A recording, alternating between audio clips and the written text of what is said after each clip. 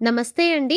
ఈరోజు బిడ్డలో జ్ఞాపక శక్తి, ఏకాగ్రత మరియు వరుసగా గుర్తుపెట్టుకునే నైపుణ్యాన్ని పెంచే ఒక అద్భుతమైన ఆట గురించి తెలుసుకుందాం.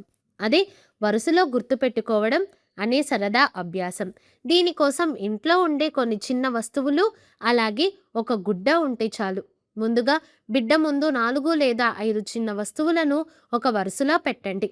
ఉదాహరణకు స్పూన్, గ్లాస్, బొమ్మ, రాయి లేదా పెన్సిల్ లాంటి వస్తువులు పెట్టవచ్చు.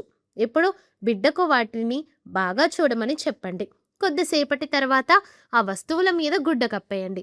ఆ తర్వాత ఆసక్తిగా, నాన్నా, మొదటిది ఏది, రెండవది ఏముంది, చివర్లో ఏం పెట్టాం అని ఒక్కొక్కటిగా అడగండి. బిడ్డకు గుర్తుండకపోతే మళ్ళీ చూపించి కలిసి ప్రయత్నించండి. మొదట 3 వస్తువులతో మొదలుపెట్టి నెమ్మదిగా 4 నుంచి 5 వస్తువుల వరకు పెంచండి. ఈ ఆటను ఎప్పుడూ సరదాగా ఆడాలి తప్ప పరీక్షలాగా మార్చకూడదు. బిడ్డ ఎంతవరకు గుర్తుపెట్టుకుంటున్నాడో ఆనందంగా ప్రోత్సహించండి. బిడ్డ కళ్ళు మూసుకొని మొదట స్పూన్, తర్వాత గ్లాస్ అని వరుసగా చెప్పగానే శభాష్ నాన్న, నీకెంత బాగా గుర్తుందో అని ఆనందంగా చప్పట్లు కొట్టండి. ఇలా వస్తువులను వరుసగా గుర్తుపెట్టుకోవడం వల్ల బిడ్డలో జ్ఞాపక శక్తి, ఏకాగ్రత మరియు సూచనలను గుర్తుంచుకునే నైపుణ్యం అద్భుతంగా అభివృద్ధి చెందుతాయి.